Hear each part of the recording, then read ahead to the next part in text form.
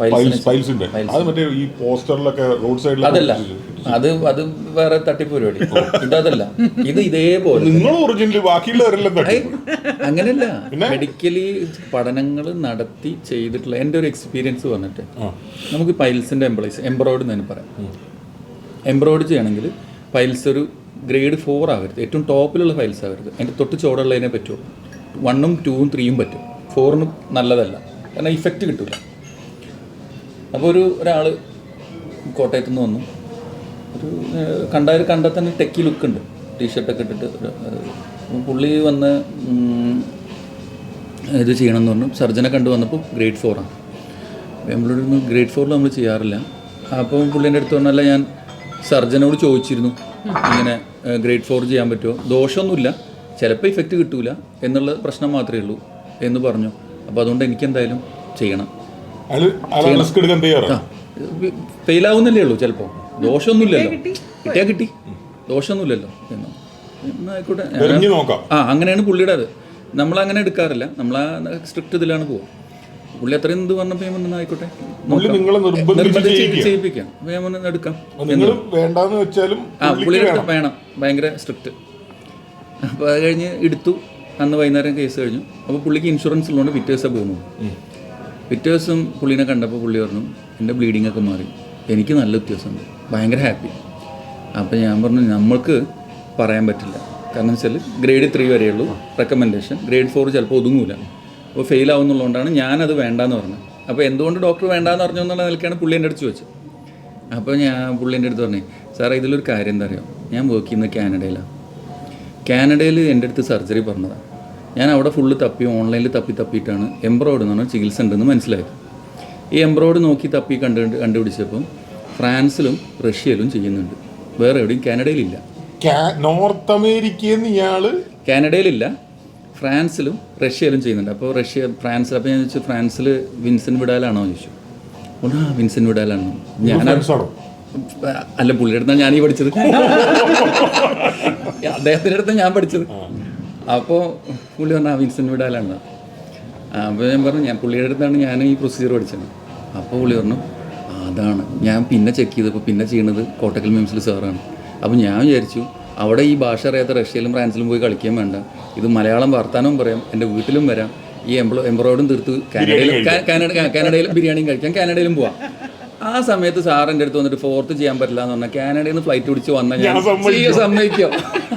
അതാണ് ചോദ്യം. അപ്പോൾ പക്ഷെ ഭാഗ്യത്തിന് ആ 4th യൂസ്ഫുള്ളായി. അപ്പൊ ചുരുക്കി പറഞ്ഞാൽ കഷ്ടപ്പാട്, മെന്റലായിട്ടുള്ള പ്രശ്നങ്ങൾ, ടെൻഷൻ, മെന്റലായിട്ടുള്ള ടെൻഷൻ ഈ പേഷ്യന്റിന് മാത്രമല്ലല്ലോ, എൻ്റെ അമ്മയ്ക്ക് ഒരു പ്രശ്നം വരുന്നു എന്ന് പറയുമ്പോൾ ഞാൻ ഇവിടെ എല്ലാവരും, പിന്നെ ഇപ്പൊ അച്ഛനൊക്കെ അമ്മയില്ല എന്ന് പറയുമ്പോൾ എത്രയോ വർഷമായിട്ട്, 10-40 വർഷമായിട്ട് ഒരുമിച്ച് താമസിക്കുന്ന ആളുകളല്ലേ. അവർ ഒരുമിച്ചല്ലാതെ വളരെ അപൂർവമായിട്ടല്ലേ ഉണ്ടായിട്ടുണ്ടാവുള്ളൂ അല്ലേ. അപ്പം അവരുടെ ജീവിതത്തിൽ കല്യാണം കഴിക്കുന്നതിന് മുമ്പത്തേനേക്കാളും കൂടുതൽ സമയം കല്യാണം കഴിച്ചതിന് ശേഷമല്ലേ. അപ്പൊ എല്ലാവരുടെയും ടെൻഷൻ ഒഴിവായി, എല്ലാവരുടെയും ഇവൻ പണച്ചെലവും കുറഞ്ഞു. ഇത് ആക്ച്വലി സെയിം ഡേ വിടാം. അദ്ദേഹത്തിന് ഇൻഷുറൻസ് ഉള്ളതുകൊണ്ട് മാത്രമേ ഞങ്ങൾ ഓവർനൈറ്റ് വെച്ചത്, അല്ലെങ്കിൽ സെയിം ഡേ പോകാം. അപ്പോൾ ബ്ലീഡിംഗ് ഒക്കെ ഭയങ്കരമായിട്ട് റെസ്പോണ്ട് ചെയ്യും.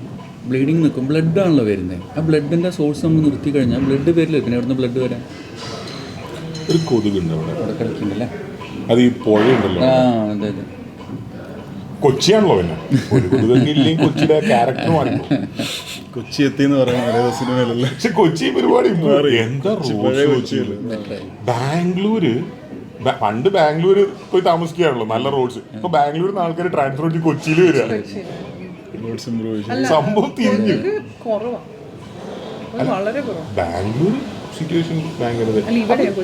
നിങ്ങള് ചുരുക്കി പറഞ്ഞ പണച്ചെലവ് കുറഞ്ഞു, ടെൻഷൻ കുറഞ്ഞു, കിടിലം ഫുഡ്, ഹോട്ടൽ ലൈക്ക് റൂംസ്, പിന്നെ നിങ്ങളുടെ ഇഷ്ടം എന്ത് വേണമെങ്കിലും ചൂസ് ചെയ്യാം. നല്ല സർവീസ്.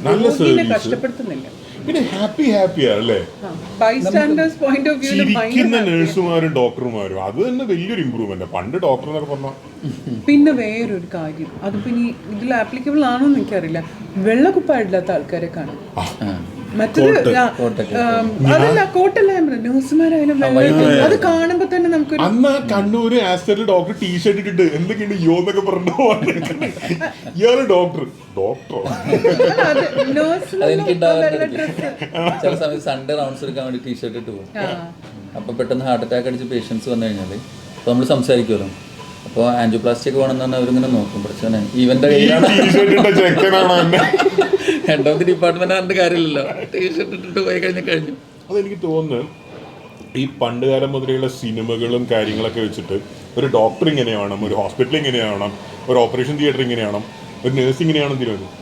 പിന്നെ പണ്ടത്തെ ഒരു സിസ്റ്റം എങ്ങനെയാണെന്ന് വെച്ചാൽ എക്സ്പീരിയൻസ് എന്ന് പറഞ്ഞാൽ ഒരു ഡോക്ടർക്ക് ഒരുപാട് എക്സ്പീരിയൻസ് എന്ന് പറഞ്ഞാൽ ഒരുപാട് കൊല്ലം കഴിഞ്ഞു, ഒരു 50 വയസ്സ് കഴിയും. ഇപ്പം അങ്ങനെയല്ല. ഇപ്പം നമ്മൾ ഒരു ദിവസം ചെയ്യുന്ന പ്രൊസീജിയേഴ്സിൻ്റെ നമ്പർ സോ ഹൈ ദാറ്റ് നമുക്ക് ഒരു വേറൊരു ഡോക്ടർ ചെയ്യുന്നതിനേക്കാളും 1-2 കൊല്ലം കൊണ്ട് അദ്ദേഹം ചിലപ്പോൾ ഒരു ജീവിതകാലം ചെയ്ത കേസ് നമ്മൾ ചെയ്തിട്ടുണ്ടാവും. അത് അപ്പോൾ പക്ഷേ ഏജ് നോക്കുമ്പോൾ കൂടി ഉണ്ടാവില്ല. എക്സ്പീരിയൻസ് ആണെങ്കിൽ നമ്മളുടെ നന്നായിട്ട് നമ്മൾ ഗെയിൻ ചെയ്യുന്നുണ്ട്. എക്സ്പീരിയൻസ് ഇസ് നോട്ട് അത് ഭയങ്കര ഇമ്പോർട്ടൻ്റ്. പിന്നെ നമ്മൾ പോകണം. ഞാൻ നേരത്തെ പറഞ്ഞില്ലേ, ഇപ്പോൾ ഞാൻ ഒരെണ്ണം പഠിച്ച ഫ്രാൻസിൽ നിന്നാണ്, വേറൊന്ന് പഠിച്ച സ്പെയിനിൽ നിന്നാണ്, വേറൊന്ന് പഠിച്ച US നിന്നാണ്. പോയി പഠിച്ച് കൊണ്ടുവരണം. നമ്മൾ പലപ്പോഴും നമ്മൾ പോയിട്ട് അങ്ങനെയൊക്കെ ചെയ്യണ്ടല്ലേ അവിടെ എന്ന് പറഞ്ഞ് പോന്നിട്ട് കാര്യമില്ല. നമ്മൾ അതിനെ അവിടെ തിരിച്ചെത്തിയപ്പോൾ ഞാൻ ആദ്യം ചെയ്ത് മെട്രോണിക്കിനെ വിളിക്കുക ചെയ്ത്. മെട്രോണിക്കിൻ്റെ ഇന്ത്യ ഹെഡിനെ വിളിച്ചിട്ട് പറഞ്ഞു എനിക്ക് ഈ പ്രോഡക്റ്റ് ഇന്ത്യയിൽ എത്തിക്കണം. അപ്പോൾ നമ്മൾ ആ ഒരു പ്രൊആക്റ്റീവ് സ്റ്റെപ്പ് എടുത്താലേ കാര്യങ്ങൾ ഇങ്ങോട്ട് വരുള്ളൂ. നമ്മൾ കൊണ്ടുവരണം, പോയി പഠിച്ച് കൊണ്ടുവരണം, എന്നതിനെ കിട്ടുള്ളൂ. ഇപ്പം നമ്മളിപ്പോൾ ഫൈബ്രോയിഡിന് എല്ലാ സെൻറ്ററിലും ഫൈബ്രോയിഡ് ചെയ്യുന്നത് കാലിൻ്റെ ഉള്ളിലൂടെയാണ്. കേരളത്തിൽ ഫൈബ്രോയിഡ് ചെയ്യുന്ന വേറെ ചില സ്ഥലങ്ങളുണ്ട്, വളരെ കുറച്ച് നമ്പറായിട്ട്, അവരൊക്കെ കാലിലാണ് ചെയ്യണം. ഇന്ത്യയിൽ മൊത്തം കാലിലാണ് ചെയ്യണം. നമ്മൾ കൈയിൻ്റെ ഉള്ളിലൂടെ ചെയ്യണം, അത് വേറെ എവിടെയില്ല. ഇനി വേറെ എന്ന് വെച്ചാൽ വേൾഡിൽ മൊത്തം നോക്കുകയാണെങ്കിൽ കൈയിൻ്റെ ഉള്ളിൽ ചെയ്യുന്നത് ആകെ 20% ഉള്ളൂ. വേൾഡിൽ മൊത്തം നോക്കണം. പ്രൊസീജിയർ കഴിഞ്ഞ ഉടനെ പേഷ്യൻറ്റിനെ പതുക്കെ ഇങ്ങനെ ഇതിലേക്ക് മാറ്റി കിടത്തി, പിന്നെ തള്ളിക്കൊണ്ടുപോയി ബെഡിൽ കിടത്തി, മടങ്ങരുത്, കാല് മടക്കരുത് എന്നൊക്കെ പറഞ്ഞ ഒരു 5-8 മണിക്കൂർ പേഷ്യൻ്റ് അനങ്ങാതെ കിടന്ന് കാലിൽ കുത്തുമ്പോൾ കുറച്ച് പെയിനൊക്കെ കൂടില്ലേ. പക്ഷെ വി സ്റ്റാർട്ടഡ് ലൈക്ക് ദാറ്റ്. പക്ഷെ മാറാൻ വേണ്ടിയിട്ട് നമുക്കൊരു കത്തീഡർ കിട്ടണമായിരുന്നു. ഇവിടുന്ന് പുറപ്പെട്ടിട്ട് യൂട്രസ് വരെ എത്തണ്ടേ, ലെങ്ത് വേണം. അത് ഇന്ത്യയിൽ എവിടെ അവൈലബിൾ അല്ല. എന്നിട്ട് ജപ്പാനിൽ ഒരു കമ്പനി, ടെർമോ എന്ന് പറഞ്ഞ കമ്പനിയായിട്ട് ഡിസ്കസ് ചെയ്ത് അവിടെ ഉണ്ട് പ്രോഡക്റ്റ്. ജപ്പാൻ്റെ ഈ ടെർമോൻ്റെ ഇന്ത്യ ഡിവിഷനിൽ ചോദിച്ചപ്പോൾ അവർ പറഞ്ഞു ആ സാധനം ഇന്ത്യയിൽ കൊണ്ടുവരുന്നില്ല, ജപ്പാനിൽ മാത്രമേ ഉള്ളൂ. അത് കൊണ്ടുവയ്ക്കാൻ വേണ്ടിയിട്ട് 1.5 വർഷം എടുത്ത്.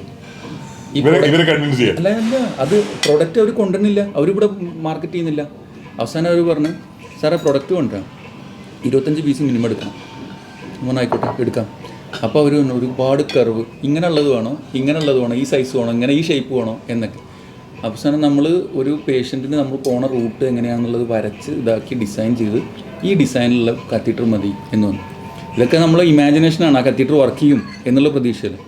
എന്നിട്ട് ആ കത്തീഡർ വന്ന് ഫസ്റ്റ് കേസ് ചെയ്യുമ്പോൾ, അതുവരെ കാലിൻ്റെ ഉള്ളിലൂടെ ചെയ്യുമ്പോൾ ഒരു ഫൈബ്രോയിഡ് കേസ് ചെയ്യണം 1.5 മണിക്കൂർ എടുക്കുമായിരുന്നു. ഈ കത്തീഡർ വന്നതിന് ശേഷം ഫാസ്റ്റസ്റ്റ് പ്രൊസീജിയർ എന്ന് 7 മിനിറ്റ് കൊണ്ട് ഞാൻ പ്രൊസീജിയർ തീർക്കുമ്പോൾ 7 minutes ഇൻ ഔട്ടാണ് പറഞ്ഞത്. നമ്മൾ ഉള്ളിൽ കയറി 7 മിനിറ്റ് കഴിഞ്ഞ് പുറത്തിറങ്ങി പ്രൊസീജിയർ.